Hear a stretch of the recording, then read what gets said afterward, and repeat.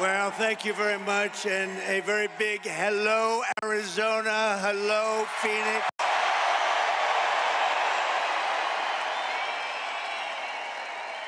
I'm thrilled to be back in this incredible state with thousands of proud, hardworking American patriots. That's what you are. You built our country. 74 days from now, can you imagine? 74 days. Then we gently move into that beautiful White House and we take over our country and we make it great again. We're going to win Arizona. We're going to defeat Comrade Kamala Harris. And we're going to win back our beautiful White House back in record force. Everyone here tonight is part of the greatest political movement in the history of our country. You know, this is the greatest political movement. It's called Make America Great Again.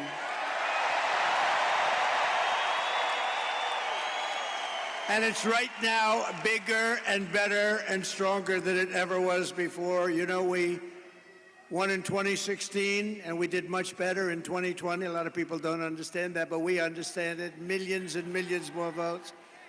But those two are nothing like the spirit that we have now. It's amazing. And that's because we've seen how bad government can be. That's why it's combinations of a lot of things. But the job they've done in destroying our country is unbelievable, and people have seen it. And because of that, there's never been anything like this. Right, Carrie? Right? Our movement is not about Democrat versus Republican. It's about patriotism and common sense. You have a common sense with a party of common sense. You say what you want. Nice to say conservative, but really, with a party of common sense. We want fair elections, free elections. We want strong borders. We want a great military. We want great education. We want a nice home at low interest rates and low taxes and no regulations. That's why we're welcoming support from millions and millions of disaffected Democrats, and they are joining like wildfire. Now, it's a little different than it was. You know, we had somebody, I was up 18 points, and they said, Joe, you can't win. You're getting out of the race. No, I want to go and give it a shot. No, Joe, you're getting out of the race, Joe.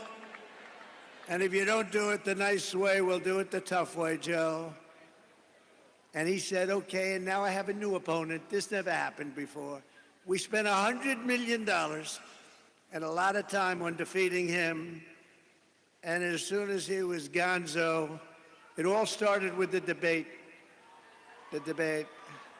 All that time, all that effort. A friend of mine said, you did a terrible job in the debate. I said, why do you say that? Everybody said I was brilliant. They said, no, you got him out of the race with that debate. It's all right. We have to do what we have to do, right? We have to do what we have to do. And now we have somebody that, in theory, should be easier to beat. In theory, because she's a radical left Marxist, and everybody knows it. But we're welcoming the support from millions of disaffected Democrats, independents, moderates, old-fashioned liberals who still believe in things like, little things like borders. I was there yesterday. That's a scary place. Sir, it's about time that you get out of the sun, sir. We're going to have to get you out of here, sir. Let's get the hell out of here. She was the border czar. She presided over the worst border in history, not American history, world history. Democracy, liberty, and of course, always the right of free speech. We don't really have free speech right now. The press, look at all of them. Look at all of them. Look at that. Wow. Man. That's a lot of press. That's a lot of fake news. That's a hell of a lot of fake news. Gone forever is the old Democratic Party of FDR, JFK, and that's right, even Bill Clinton. And you've been listening to former President Donald Trump finally taking the stage just a short time ago at about 4:30-ish or so. He was expected to speak to all of his supporters at Desert Diamond Arena earlier at about 4 o'clock. But instead, we saw Kari Lake, who obviously, as you know by now, is running for Senate against Ruben Gallego. Also, there's a laundry list of Republicans who are going to take the stage. We've got Abe Hamadeh. He's coming up next, as well as Mark Lamb, Sheriff of Pinal County.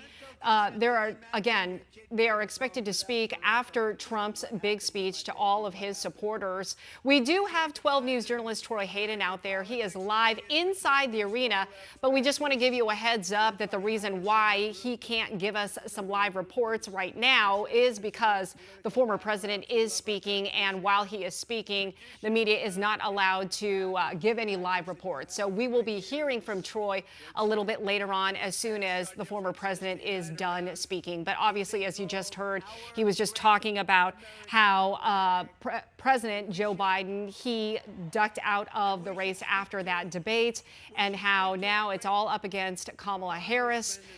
This is right after the heels of the DNC just wrapping up and the former president stumping hard here in battleground Arizona, coming here to the border yesterday afternoon to Cochise County, and then leaving to go to Las Vegas later on that evening to try to speak to some more supporters out there, and then flying back here this afternoon, and then obviously showing up an hour and a half later in Glendale at Desert Diamond Arena. So we're going to have much more from not only former President Trump, but also our very own Troy Hayden, who is at the arena right now. We'll be right back.